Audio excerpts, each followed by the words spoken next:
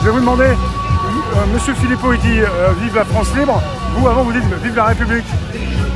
Vous êtes le seul à dire vive la République. Moi, j'ai dit la France libre depuis beaucoup plus longtemps. Oui, mais vous avez dit avant, mais la République, vous l'avez dit aussi. On avait fait un rassemblement France libre aux élections européennes. On nous a coulé par tous les moyens. Donc la France libre, il faut le dire en même temps que la République, parce que ça permet aux gens de comprendre ce qu'on signifie et qu'il faut libérer et la France et la République de ceux qui l'oppriment.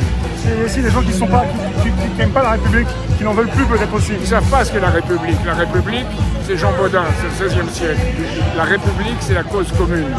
C'est la res publica. Voilà. C'est ça qu'est la République. Elle a été créée dans la violence, dans le sang aussi. Il y en a beaucoup qui regrettent aussi avant la Révolution, quoi.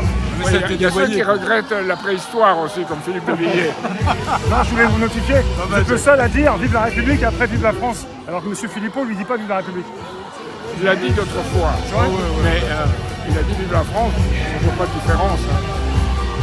Disons qu'il faut employer des termes que les gens... Je dis d'ailleurs le plus important, vous n'avez pas suivi ça. C'est quand je dis vive notre mission de la libérer. De libérer la France. De libérer la France.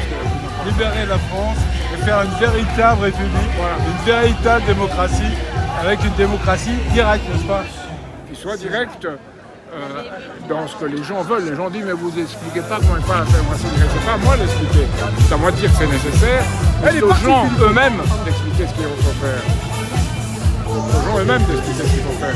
Il faut des ateliers de réflexion. Bien, là, ça va. Alors, on a fait des ateliers de réflexion, c'est intéressant. De ce point de vue, ce que Didier Chouard a fait. Ouais. C'est bien ce qu'il a fait, Chouard. Oui. Voilà. C'est un peu ce qu'on s'était dit quand on s'était vu. Oui, bien sûr. Hein, mais pour se présenter aux élections, c'est compliqué. Il y a la plus grande chaîne de France qui propose 8 candidats sur 12. Les petits candidats sont mis de côté. C'est pas compliqué. C'est l'argent, c'est la sélection par l'argent. Même au présidentiel avant, en 1965, sous De Gaulle, tellement les gens critiquaient, on avait 1 million d'avance sur les dépenses des 6 dernières semaines. Maintenant, c'est 150 000 € des 2 dernières semaines. Même cette mesure qui est relativement secondaire, or 150 000 € d'aujourd'hui, par rapport aux millions d'euros de 1960, en 65, en pouvoir d'achat, c'est à peu près 10 fois moins.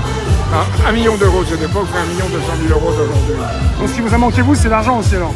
Non, c'est pas seulement l'argent, c'est les moyens des médias. Voilà, c'est ça. Il faut pouvoir communiquer, il faut avoir des moyens.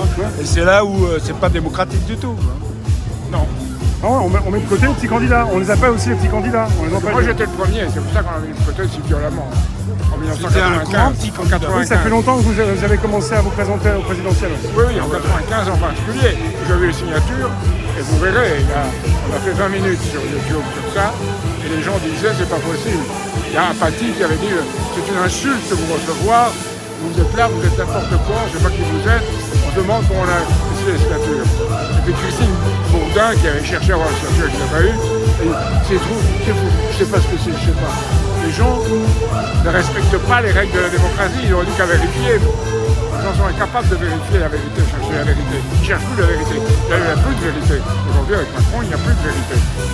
Ils ne mentent pas, je ne sais même pas ce qu'est la vérité. C'est de pire en pire, alors que maintenant, si ça continue de chuter, comment on fait pour... Je te fais remarquer qu'il a dit république, il n'a pas dit république. Hein, on est d'accord, là. Hein, là, on est dans une république. La république, c'est dans la vision de Bodin, peut prendre différentes formes. Hein. En France, on se trop sur les formes et les fonctions, pas assez sur les idées. L'idée de république qui est très importante. Voilà. Où est-ce qu'on peut avoir... Juste une dernière question rapide. Où est-ce qu'on peut avoir de l'espoir pour la suite, pour les prochaines présidentielles? C'est vraiment... Là, ça va arriver bientôt. Est-ce qu'on peut, les citoyens peuvent avoir de l'espoir pour la suite, pour aller voter pour quelqu'un? Pour vous pensez qu'il y a quelque chose qui peut se... Il y a une nouvelle personne qui peut arriver? Oui, il y a des gens qui tentent de faire vous n'êtes pas vraiment sûr des choses. Non. Florian Philippot, Juan Branco aussi. C'est des gens qui cherchent à dire une parole qui est nouvelle.